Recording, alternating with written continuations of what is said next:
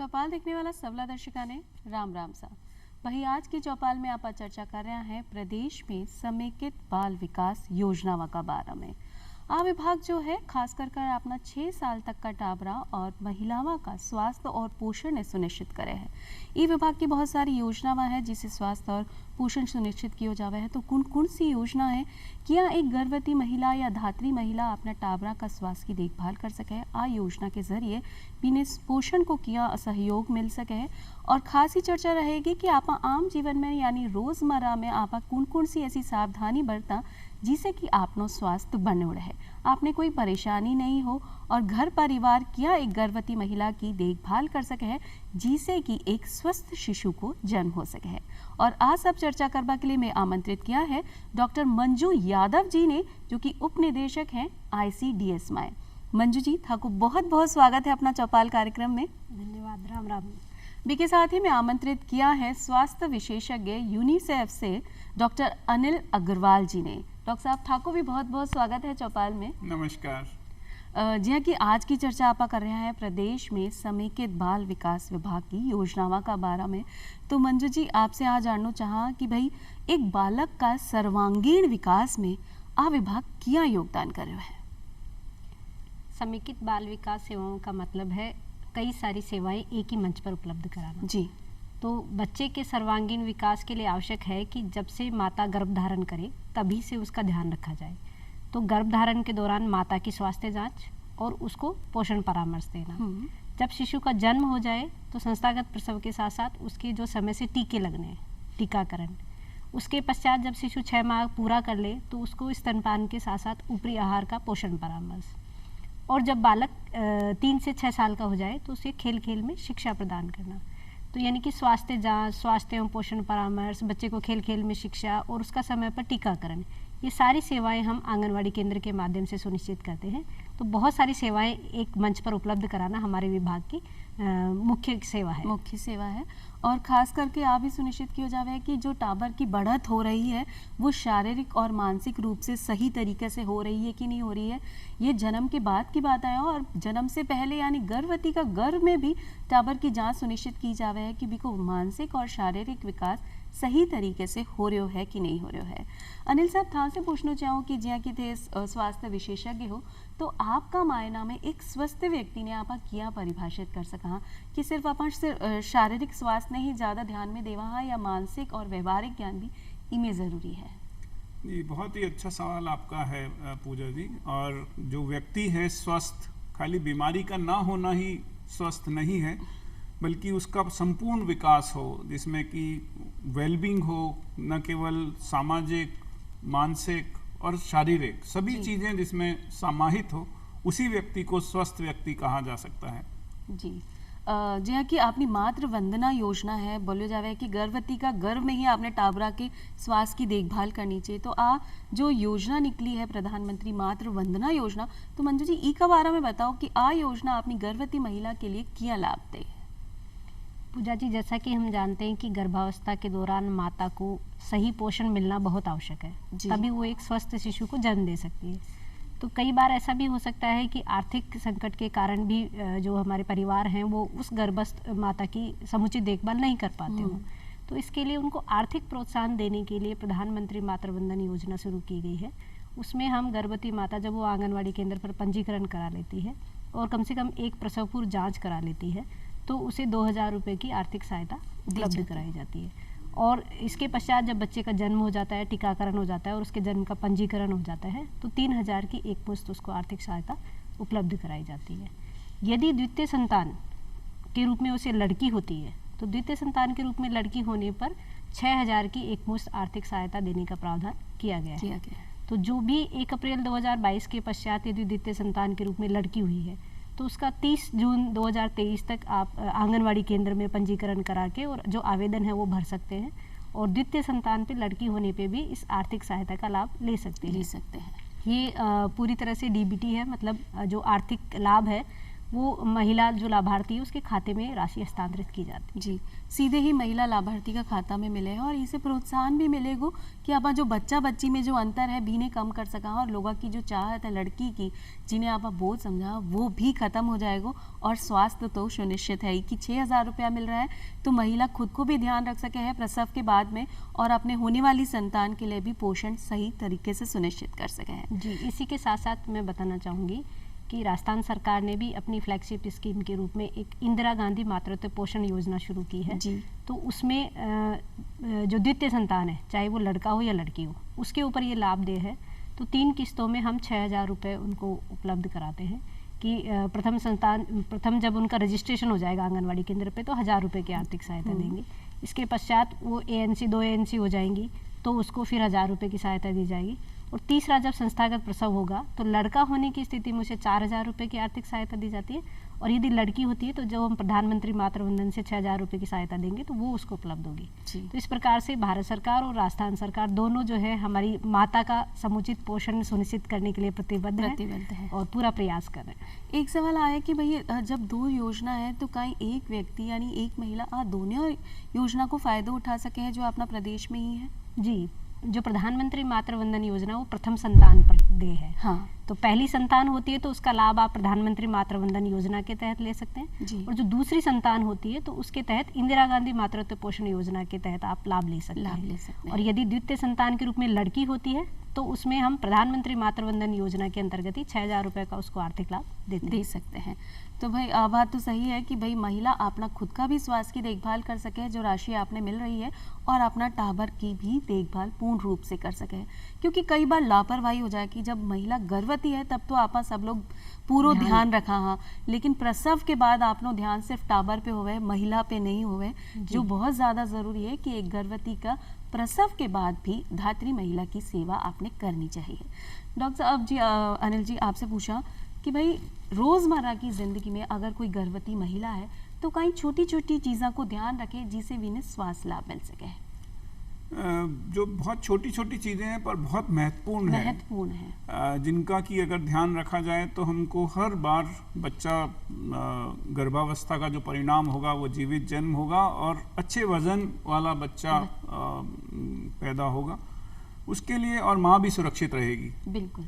उसके लिए जो खान पान की बात है, जो तिरंगा भोजन और सवाया भोजन की हम बात करते हैं कि बच्चा माँ जब गर्भस्थ हुई है तो उसी समय माँ खाना अपना धीरे धीरे उसकी खुराक बढ़ाए और सभी तरह की चीज़ें खाए। ऐसा नहीं है कि दही नहीं खाएगी या दूध नहीं पिएगी, हरी सब्जियाँ भी खाए और जो लाल रंग की सब्जियाँ हैं उनको भी वो इस्तेमाल करे। तो थाली जो है पूरी भरी हुई होनी चाहिए और कई रंग का भोजन उसमें शामिल होना चाहिए। उसके साथ ही आराम बहुत ज़रूरी है। आराम 2 घंटे दिन में कम से कम और कम से कम 8 घंटे रात में आराम करें। और घर का पूरा वातावरण खाली महिलाओं की जिम्मेदारी नहीं है, पुरुषों की भी जिम्मेदारी है कि वो घर का माहौल ऐसा सौहार्दपूर्ण रखें कि महिला जो गर्भस्थ है उसका मानसिक संतुलन हो, कोई परेशानी ना हो, चिंता ना हो। तो उसका अगर हम ये सब छोटी छोटी चीज़ें घरों में करते हैं तो हमारे बच्चे जो विकसित होंगे उनका जो IQ लेवल है, जो इंटेलिजेंट लेवल है उनका, वो भी अगले स्तर का होगा। जी, तो आपने घर में परिवार में माहौल ऐसा होना चाहिए कि खुशनुमा गर्भवती महिला भी खुशी महसूस करे और कोई भी तरह को तनाव भी के जीवन में नहीं हो तो वो एक स्वस्थ और सुंदर टाबर ने जन्म दे सके हैं। जी हाँ, कि जब आप बात कर रहा टेक होम राशन एक तरह की योजना है तो वो काई है बी से आप क्या लाभ उठा सका? पूजा जी, जैसे जो हमारे विभाग के लाभार्थी हैं उनमें गर्भवती महिलाएं हैं और धात्री महिलाएं यानी कि जो 6 माह तक शिशु को स्तनपान करें वो हैं और 6 माह से लेकर 3 साल तक के बच्चे हैं। तो ये हमारे ऐसे लाभार्थी हैं जो कि नियमित रूप से आंगनवाड़ी केंद्र पर नहीं आ सकते हैं। तो इनको हम जो इनके दैनिक रूप से जो घर पे भोजन करते हैं उसके साथ साथ इनकी शारीरिक पोषण को पूरा करने के लिए कुछ अतिरिक्त मात्रा में जो कैलोरी और प्रोटीन और माइक्रोन्यूट्रिएंट चाहिए उनको आधार बनाते हुए हमने इनके लिए पूरक पोषाहार तैयार किया है। जैसे कि फोर्टिफाइड न्यूट्री मीठा दलिया है, फोर्टिफाइड मीठा दलिया है, फोर्टिफाइड मूंग दाल चावल खिचड़ी है और छोटे बच्चों के लिए फोर्टिफाइड बाल आहार प्रीमिक्स है। जी। तो इस तरह के पैकेट जो हैं वो आंगनवाड़ी केंद्र पर इनको रजिस्ट्रेशन के बाद में उपलब्ध होते हैं तो उनको घर के लिए दिए जाते हैं। कि वो घर पे अपने प्रतिदिन की ज़रूरत के हिसाब से उस पे पैकेट के ऊपर सारे इंस्ट्रक्शन लिखे हुए होते हैं कि आपको प्रतिदिन कितनी मात्रा खानी है, किस तरह से इसका पोषाहार तैयार करना है। तो जो 6 माह से 3 साल के बच्चे हैं वो भी खाएं, और जो साथ में हमारी गर्भवती महिलाएं हैं, धात्री माताएं हैं, वो भी इसका सेवन करें। तो उनके जो घर के पोषण में कमी रह जाएगी, तो उससे ये अतिरिक्त पोषाहार जो वो खाएंगे तो उससे उसकी ज़रूरतें पूरी हो जाएंगी। क्योंकि घर पे कई बार ऐसा हुआ है कि आप सारी चीज़ें नहीं ले सकते। हाँ जी, हाँ कि अभी अनिल जी ने बताया कि तिरंगी थाली अपनी होनी चाहिए, कि हर रंग को पदार्थ अपनी थाली में है तो आपने संपूर्ण पोषण मिल सके है। सुबह से शाम तक अगर आप एक फल भी खा लिया, एक सब्जी खा लिया, दाल ले लिया, चावल, दूध, घी, मक्खन, जो भी चीज़ें हैं, रोटी है, सबको संपूर्ण थाली हो सके। लेकिन कुछ कमी रह गई है तो जो अपना टेक होम राशन है, बी में सुनिश्चित किया गया हो कि बाकी पोषाहार आपने बी का जरिए मिल सका। जैसे हम अगर फल और सब्जियां खाते हैं तो उनसे हमें छोटे छोटे माइक्रोन्यूट्रिएंट या सूक्ष्म पोषक तत्व मिलते हैं। तो वही सूक्ष्म पोषक तत्व मान लीजिए आपको किसी भी कारण से उपलब्ध नहीं हो पा रहे हैं, तो जो पूरक पोषाहार है उसमें वो सारे सूक्ष्म पोषक तत्व डालकर हमने फोर्टिफाइड किया है। तो यानी आपको कैल्शियम, जिंक, विटामिन ए और जो भी मिनरल आपकी बॉडी के लिए उस एज कैटेगरी के हिसाब से जरूरी है, वो सारे आपको उस पोषाहार से उपलब्ध हो जाते हैं। और जो 3 से 6 साल तक के बच्चे हैं जो हमारे की डेली आंगनवाड़ी सेंटर पे आते हैं, उनको हम लोग वहीं पर गर्म खाना खिलाते हैं। वो भी फोर्टिफाइड न्यूट्री मीठा दलिया और मूंग दाल चावल खिचड़ी होती है, और इसके साथ साथ हम उन्हें नाश्ता भी उपलब्ध कराते हैं, जिसमें मीठा मुरमुरा और नमकीन मुरमुरा हम उनको खिलाते हैं। तो यानी कि 4 घंटा बच्चा जब आंगनवाड़ी सेंटर पर बिता रहा है तो उसको उस दौरान भी माताओं को ये चिंता नहीं रहे कि मेरा बेटा वहाँ आंगनवाड़ी सेंटर पे है, बच्चा मेरा आंगनवाड़ी पे गया है तो वो भूखा रहे। तो वहाँ भी उनका पर्याप्त ध्यान रखा जाता है कि 4 घंटे की अवधि में उनको नाश्ता कराया जाएगा और उनको साथ में गर्म भोजन भी खिलाया जाएगा, ताकि शारीरिक ज़रूरतें भी पूरी होती रहे और बच्चा खेल खेल में शिक्षा भी ले सके, भी को मानसिक विकास भी संपूर्ण तरीका से हो सके हैं। जी कि कई बार देखने में आवे है कि भाई अपना गांव में गाय भैंसा ज़्यादा है तो ज़्यादा ध्यान दियो जावे है कि भाई दूध दही अच्छे से खिला दियो है, बाकी दाड़ा इतनी ज़रूरी नहीं है, लेकिन आप दूध दही से पोषण ले लिया। तो काई सिर्फ आप भोजन लेनो ही आपने लिए सही है? नहीं, ऐसा नहीं है। सब उम्र के अनुसार भोजन लिया जाए। जैसे बच्चा जब 6 महीने से छोटा है तो केवल माँ का दूध पिलाया जाए, और जब 6 महीने से उम्र बच्चे की बढ़ना शुरू हुई है तो धीरे धीरे बच्चे के थाली में जो सेमी सॉलिड की मैश किया हुआ केला, आलू, खिचड़ी, इस तरह की चीज़ें धीरे धीरे ऐड करनी चाहिए। और जैसा मंजू जी ने बताया कि केवल मैक्रोन्यूट्रिएंट ही नहीं आवश्यकता है, माइक्रोन्यूट्रिएंट जो विटामिन्स होते हैं, जो मिनरल्स होते हैं, उनकी भी आवश्यकता है पूरे शरीर को बढ़ाने के लिए और विकास करने के लिए। तो केवल दूध दही पे हम स्थिर रहें ऐसा नहीं है, केवल रोटी पे हम आधारित रहें ऐसा भी नहीं है। सारा कॉम्बिनेशन होना चाहिए, सब्जियां भी हो, दूध भी हो, दही भी हो और फल फ्रूट्स भी हो। और ऐसा नहीं है कि सब पैसे से ही आप महंगे आएंगे। छोटे छोटे जैसे बेर ही है, हमारे यहाँ पे खूब उगते हैं तो गाँव में, तो इस तरह से छोटी छोटी चीज़ें भी बहुत काम की हैं और महत्वपूर्ण हो सके हैं। इलिए सारी चीज़ों को ध्यान रखना हो कि भाई जो मिथ है कि दूध दही ही पूर्ण पोषण है, ई पर ध्यान नहीं दो कि सारी चीज़ें आपका पोषण में सुनिश्चित होनी चाहिए। एक और बात महत्वपूर्ण है पूजा जी, कि हम ये सोचें कि हम कोई जो हमारी घर में महिला गर्भवती है उसको हम बाहर से ही कुछ ला के फ्रूट या वेजिटेबल खिलाएं। सबसे बड़ा ध्यान हमें ये देना चाहिए कि हमारे आसपास के माहौल में, हमारी जलवायु में, हमारे क्षेत्र में जो भी सब्जी उग रही है, जो भी फल उग रहे हैं, वो ज़्यादा से ज़्यादा प्रयोग करें। हम ये बाजार से खरीद कर या दूर से कहीं से खरीद के लाके और उपलब्ध कराने की सोच के पीछे ना भागें, क्योंकि जो भी हमारा स्थानीय खाद्यान्न है वो सबसे ज़्यादा पौष्टिक खाद्यान्न होता है और हमारी बॉडी के अनुरूप होता है। तो हमें प्रयास ये करना चाहिए कि हम बहुत सारी वैरायटी शामिल करें। जी, मतलब आपके आसपास जो भी अवेलेबल है उतना ही खाद्यान्न खाएं। और आजकल तो स्पेशली हम लोग कहते हैं कि मोटे अनाज भी आप अपने खाद्यान्न में शामिल करें, क्योंकि वास्तव में पोषण का भंडार होते हैं। और जो हमारे गेहूं चावल की जगह हम वैकल्पिक रूप से अगर उनको खाते हैं तो उनकी तुलनात्मक हमें ज़्यादा पोषण मिलता है। बहुत ही चौकी बात बताई मंजू जी कि आजकल तो 12 मासी सारी चीज़ें उपलब्ध हैं, लेकिन बी पे ना ध्यान देकर मौसमी फल सब्जी जो भी आपके आसपास उग रहे है, आपका वातावरण के अनुसार है वो ही आप ज़्यादा खावें तो वो ज़्यादा आपने फ़ायदे दे सके बनस्पत इसके कि बेमौसम बेतालमेल की सब्जी आप खा रहे हैं या बाहर से कुछ मंगा खा रहे हैं। बहुत ही चौकी जानकारी है। ई के लिए अपनी महिलावां ने भी और पूरा परिवार ने भी ध्यान देवा की बात है। भाई स्वास्थ्य की बात हो गई, खान पीन की हो गई, लेकिन बहुत सारी बीमारियां हैं जो कि टीकाकरण से ही दूर हो सके हैं। तो टीकाकरण कितना ज़रूरी है और आपको विभाग क्या टीकाकरण ने सुनिश्चित करे है, छोटा टाबरा ने भी और गर्भवती महिला में भी? माता के गर्भधारण की अवधि के दौरान माता का भी टीकाकरण होना आवश्यक है और शिशु जब जन्म ले लेता है तो जन्म के समय से लेके और उसको 14 माह तक जो भी अपने स्वीकार्य टीके हैं वो बच्चे को लगने चाहिए। तो इसके लिए आप भी जानते हैं कि जैसे हमारे ग्रामीण क्षेत्र हैं तो वहाँ दूर दराज हॉस्पिटल होते हैं, वहाँ पे जाने में असुविधा भी होती है। तो आंगनवाड़ी एक ऐसा घरेलू मंच है जो उस समुदाय के लिए परिचित भी होता है, जहाँ आसानी से हमारी महिला भी पहुँच सकती है और अपने छोटे बच्चे को भी ले जा सकती है। तो वहाँ आप जाएं और अपने बच्चे का या जो गर्भवती माता है वो अपना टीकाकरण कराए। वहाँ जो हमारी आंगनवाड़ी कार्यकर्ता बहन होती है, आशा बहन होती है और एनएम बहन होती है, वो उसका पूरा रिकॉर्ड रखती हैं कि किस बच्चे को हमने कौन सा टीका लगाया है, आगे इसका कौन सा टीका ड्यू है। तो एक पूरा चार्ट जो उस बच्चे का पूरा होना चाहिए उसकी पूरी मॉनिटरिंग की जाती है। और यदि समय से बच्चे को टीके लगेंगे तो माता की जब समय से ANC होगी और माता को टीकाकरण लगेगा तो स्वस्थ शिशु होगा। और शिशु को अगर समय से टीके लगेंगे तो उसकी जो शारीरिक विकास होना है वो प्रॉपर रूप से हो पाएगा। और ई के लिए लोगों में जागरूकता आनी भी ज़रूरी है कि समय समय पर टीकाकरण भी हो और स्वस्थ पोषण भी हो। कि अनिल साहब जी के थे यूनिसेफ से हो और स्वास्थ्य विशेषज्ञ हो, तो क्या सुनिश्चित करो कि जो सरकार की योजनाएं आ रही हैं और जो आम जनता है बी में सामंजस्य से बैठे कि योजना को सीधो लाभ अपना लोगों तक पहुँचे हैं। बहुत ही अच्छा आपने ये प्रश्न पूछा है और बहुत ज़रूरी है, क्योंकि सरकार में छोटा सा उदाहरण जो आपने पूछा अभी टीकाकरण के लिए, मैं आम जनता की जानकारी के लिए बताना चाहता हूँ कि कितना मेहनत करती है सरकार। हजारों किलोमीटर दूर ये टीके बनते हैं और टीकों का जो तापमान है वो 2 से 8 डिग्री ही रह सकता है। अगर उससे जरा सा इधर उधर हुआ तो वो काम के नहीं रहते हैं। और मैं विश्वास के साथ कह सकता हूँ, मैंने अपने बच्चों को टीके जो हैं वो सरकारी संस्थाओं में लगाए कि इतनी गुणवत्तापूर्ण दूरस्थ जगह तक पहुंचाए जाते हैं।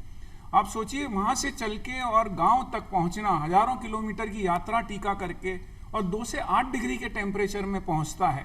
तो बहुत मेहनत कर रही है। इसीलिए जो आमजन है उनको भी आगे आकर और कोशिश करनी चाहिए कि ज़्यादा से ज़्यादा इसका लाभ उठाएं। और अब जो टीके उपलब्ध हैं उनकी कीमतें भी बहुत ज़्यादा है जी। और ये अगर बाजार की रेट में अगर कराना चाहें तो एक आम आदमी शायद अफोर्ड भी ना कर सके। तो सरकार ने बहुत कोशिश की है और बहुत कई तरह की बीमारियों के ना होने के प्रयास किए जा रहे हैं और टीकों को उपलब्ध कराया जा रहा है। इसी में इसको जो कैसे इनका उपयोग किया जाए उसके लिए, जैसा अभी मंजू जी ने बताया, MCHN सेशन, मातृ शिशु पोषण स्वास्थ्य दिवस हर माह हर आंगनवाड़ी केंद्र में मनाया जाता है। और साथ ही आशा जो एक हमारी कार्यकर्ता है वो घर घर जाती है और घर घर जाके लोगों को अवेयर करती है और उनको मोबिलाइज करके लेके आती है टीकाकरण सत्र पर। और साथ ही village health and sanitation committee, एक कमेटी की गठन किया गया है सरकार के द्वारा, जिसकी मीटिंग में अगर ये मुद्दा हमेशा चर्चा हो कि कौन से बच्चे छूटे हैं और गांव के लोग भी आगे आए और उन बच्चों को बुलाकर लाएं, तो हम नए स्तर के बच्चों का विकास कर सकते हैं और जितना बीमारियों में खर्चा लोगों का होता है वो बच सकता है और बच्चों का विकास भी सुनिश्चित किया जा सकता है। तो भाई सही है कि लोगों में जानकारी होगी तो जागरूकता बढ़ेगी और इससे आपने बीमारी से भी आप बच जाएंगे। मंजू जी, जिया कि आपने जो पोषण अभियान है या विभाग की बहुत सारी योजना है बी का आभा से पहले और आज के समय में जब एक लंबे समय से योजनाएं चल रही हैं तो थाने कई फर्क नज़र आवे है, क्योंकि आंगनबाड़ी कार्यकर्ता विभाग सब बहुत ज़्यादा बेजोड़ तरीका से काम में लगे हैं कि हर व्यक्ति ने मिल जावे, हर टाबर स्वस्थ सुनिश्चित हो जाए। तो इनमें फ़र्क कहीं आयो पहले और अब की स्थिति में कहीं फ़र्क है? पूजा जी, ICDS तो 1975 से ही चल रहा है जी। और जो मुख्य उद्देश्य था ICDS का वो यही था कि हम बच्चों में पोषण को सुधार सकें, महिलाओं में पोषण को सुधार सकें। उसके बाद धीरे धीरे जैसे हमने आंगनवाड़ी केंद्र से सेवाएं उपलब्ध करवाई कि उनको पूरक पोषाहार के रूप में हमने भोजन उपलब्ध करवाया, वो आंगनवाड़ी सेंटर की एक पहचान बन गई कि ये जो हमारा स्थानीय है वो पूरक पोषाहार उपलब्ध कराने वाला केंद्र है। वहाँ महिलाएं आती अपनी आंगनवाड़ी कार्यकर्ता के संपर्क में आके जो उनका पूरक पोषाहार था वो प्राप्त करती, और साथ में ही कुछ स्वास्थ्य और पोषण पे बातें भी। तो ये धीरे धीरे ये सिलसिला चलता रहा। 2018 में जब पोषण अभियान आया तो उसको लाने के पीछे मुख्य सोच यही थी कि हम पोषण के बारे में इतने विस्तृत पैमाने पे बात करें कि हर किसी को ये लगे कि पोषण अपने आप में एक बहुत बड़ा मुद्दा है। हम भागदौड़ की जिंदगी में कई बार हमारे खुद के पोषण पे भी ध्यान नहीं दे पाते, और ऐसे में उन महिलाओं की जिनको कोई ज़्यादा आवश्यकता है, गर्भवती महिलाओं चाहे धात्री महिलाओं, और हमारे छोटे बच्चे जो 6 साल तक हैं, क्योंकि 2 साल तक मस्तिष्क का 80% विकास हो जाता है। तो ऐसी आयु में उन बच्चों को हम कैसे ज़्यादा ध्यान दें, तो पोषण को हम कैसे जन आंदोलन बनाएं, इसको ध्यान में रखते हुए पोषण अभियान शुरू किया गया, जिसमें हम आंगनवाड़ी केंद्र पर प्रति माह 2 एक्टिविटी हम लोग करते हैं। जैसे कि कोई महिला जो प्रेग्नेंट है उसके लिए गोद भराई का आयोजन करते हैं, तो उसके पीछे उद्देश्य ये होता है कि आप सेंटर पे उसको बुला रहे हैं माता को, और उसको परामर्श दे रहे हैं कि आपको अब पूरी गर्भावस्था के दौरान ये खान पान का ध्यान रखना है। और जो उसके साथ में सास या जो महिलाएं आ रही हैं उनको ये मैसेज होता है कि आपको इस महिला की अब स्पेशल केयर करनी है। तो ये एक मैसेज होता है। इसी के साथ जैसे बच्चे ने 6 माह पूरे कर लिए, तो 6 माह के पश्चात उसका ऊपरी आहार शुरू करना है। तो उसको जैसा हमारा संस्कार भी है भारतीय परंपरा के अंदर की अन्नप्राशन, तो उसका मुंह जूटन करा के, और हम ये बताना चाहते हैं कि अब बच्चे को स्तनपान के साथ साथ आपको ऊपर का खाना भी देना है। तो जो अभी बता रहे थे अनिल जी, डॉक्टर साहब बता रहे थे कि सेमी सॉलिड, मतलब उसको आधा तरल, जैसे दही में रोटी चूर के खिलाते हैं, आपने भी देखा है ग्रामीण परिवेश में बच्चे को दलिया खिला रहे हैं। तो इस तरह की चीज़ें आप धीरे धीरे शुरू करें, और माँ का दूध भी 2 साल तक उसको पिलाया जाए। और इसके ये तो गतिविधियाँ हम प्रति माह आंगनवाड़ी सेंटर पे करते ही हैं। साल में 2 बड़े आयोजन हम ऐसे करते हैं जिनमें कि हम सारे विभागों को साथ लेके और सारी जो हमारी जनता होती है उसको जोड़ने का प्रयास करते हैं। जैसे हम मार्च माह में पोषण पखवाड़ा मनाते हैं, तो पोषण पखवाड़े के दौरान ICDS, शिक्षा विभाग, चिकित्सा विभाग, पंचायती राज विभाग, सूचना और प्रसारण मंत्रालय, ये सारे ऐसी ही एक्टिविटी करते हैं जिसमें पोषण के मुद्दे को हम हाईलाइट करते हैं, रैलियां निकालना बी के बारे में समझ में आ जाए। और सितंबर माह में हम पोषण माह मनाते हैं, यानी पूरे माह बात करेंगे सिर्फ पोषण की बात। तो आप सोच सकते हैं कि पोषण में जागरूकता लाने के लिए पोषण माह कितना कारगर सिद्ध हुआ है। बिल्कुल, और लोगों की सोच में भी बदलाव आया है। ऐसी योजनाओं के बाद भी वो सक्रिय हो गया है, अपना स्वास्थ्य के लिए सचेत भी हो गया है। जब आप एक टाबर का स्वास्थ्य की बात करा तो सिर्फ ध्यान आवे है कि भाई गर्भवती महिला का स्वास्थ्य की देखभाल करा, और बीने ही सारी चीज़ें रखनी है कि अपने खाना पीना में वो तैयारी करनी है कि आपनो टाबर स्वस्थ रहे। लेकिन बी में परिवार की, एक पिता की क्या भूमिका होनी चाहिए? अनिल साहब, था से पूछना चाहूँ कि एक पिता की क्या भूमिका होनी चाहिए एक स्वस्थ बच्चा के पीछे? बहुत ही महत्वपूर्ण भूमिका पिता की होनी चाहिए, और इम्पोर्टेंट है क्योंकि माँ और बाप दोनों का और बच्चा है। और अभी तक ऐसा होता था कि केवल गर्भवती महिलाओं पर ही सारा बोझ डाल दिया जाता था, और अभी जो रिसेंट विज्ञान ने भी ये बताया है, और हम सब जानते हैं अभिमन्यु की कहानी, हम सब जानते हैं कि कैसे उस अर्जुन से कहानी सुनकर और वो चक्रव्यूह तोड़ पाया। और ये विज्ञान ने अब सिद्ध किया है कि अगर बच्चों के साथ गर्भावस्था के दौरान भी बात की जाए और उसके बाद बच्चों के साथ खेला जाए, चाहे पिता खेलें, चाहे दादा खेलें, चाहे चाचा खेलें, चाहे दादी खेलें, तो उनका विकास बहुत तेजी से और बहुत ज्यादा होता है, शारीरिक और मानसिक दोनों। उनका जो क्षमताएं हैं, मानसिक क्षमताएं, वो बहुत अगले स्तर की होती हैं। तो सभी का ये योगदान होना चाहिए, और पिता का विशेष तौर पर होना चाहिए। ऐसा नहीं हो कि टीकाकरण कराने केवल माँ लेकर आए, पिता को भी बराबर की जिम्मेदारी इसमें लेनी चाहिए। और वो बच्चे जिनमें पिता शामिल होते हैं उनका विकास डेफिनेटली ज़्यादा पाया गया है। जी बिल्कुल सही बात है कि पूरा परिवार को योगदान के लिए ज़रूरी है। जैसे कि सुपोषण दिवस की भी आपने मंजू जी बात करी कि ई में भी आई चीज़ा ने ध्यान रखे जावे कि गर्भवती महिला का स्वास्थ्य की देखभाल करनी है, तो भी में पिता और परिवार भी पूर्ण रूप से शामिल हो। जब आप शाला पूर्व की बात करा, स्वस्थ भी है और आपने स्वास्थ्य की देखभाल हो गई, खान पीन, टीकाकरण हो गया, तो शाला पूर्व शिक्षा जो है वो कार्यक्रम क्या चला होते? शाला पूर्व शिक्षा का मतलब है कि बच्चे को स्कूल जाने के लिए तैयार करना। जी, आप जानते हैं कि 3 साल के बाद बच्चे को स्कूली ज्ञान की आवश्यकता हो जाती है। जैसे हम शहरी क्षेत्रों में यदि देखें तो हमारे यहाँ पे क्रैच और प्रेप स्कूल्स होती है कि प्री प्राइमरी क्लासेस जो भी होंगी वो स्कूलों में चलती है। इसी प्रकार से आंगनवाड़ी केंद्र पर बच्चे को हम 3 साल तक खेल खेल में शिक्षा देते हैं। तो उनके लिए हमने छोटी डिजाइन जैसे चित्रों सहित किताब भी तैयार की है, जिन्हें उमंग, तरंग, किलकारी। तो 3 से 4 साल के बच्चे के लिए अलग किताब है, 4 से 5 साल के लिए अलग है, 5 से 6 साल के लिए अलग है। और बच्चा जो सीखता है वो उसका एक प्रगति मूल्यांकन कार्ड भी है जिसमें हम उसको दर्ज कर देते हैं क्या बच्चा उम्र के अनुसार सही तरीके से सीख रहा है या जी, नहीं। बिल्कुल। और जब हम माह में एक बार पैम यानी कि पेरेंट आंगनवाड़ी वर्कर मीटिंग, तो आंगनवाड़ी कार्यकर्ता जो समुदाय में जो माता पिता हैं, जो बच्चे आंगनवाड़ी आ रहे हैं, उन माता पिता के साथ बैठ के बैठक करती है और उन्हें दिखाती है कि आपके बच्चे ने इतना सीखा है, इस माह के दौरान इतना सीखा है, और बच्चे की सीखने की क्षमता जो औसत है और ध्यान दिए जाने की आवश्यकता है, या फिर बच्चा बहुत अच्छा कर रहा है, एक्सीलेंट कर रहा है। तो जब माता पिता से कार्यकर्ता का संवाद होता है तो उनकी आंगनवाड़ी में रुचि बढ़ती है और वे घर जाके भी अपने बच्चों से उसके बारे में पूछताछ करते हैं।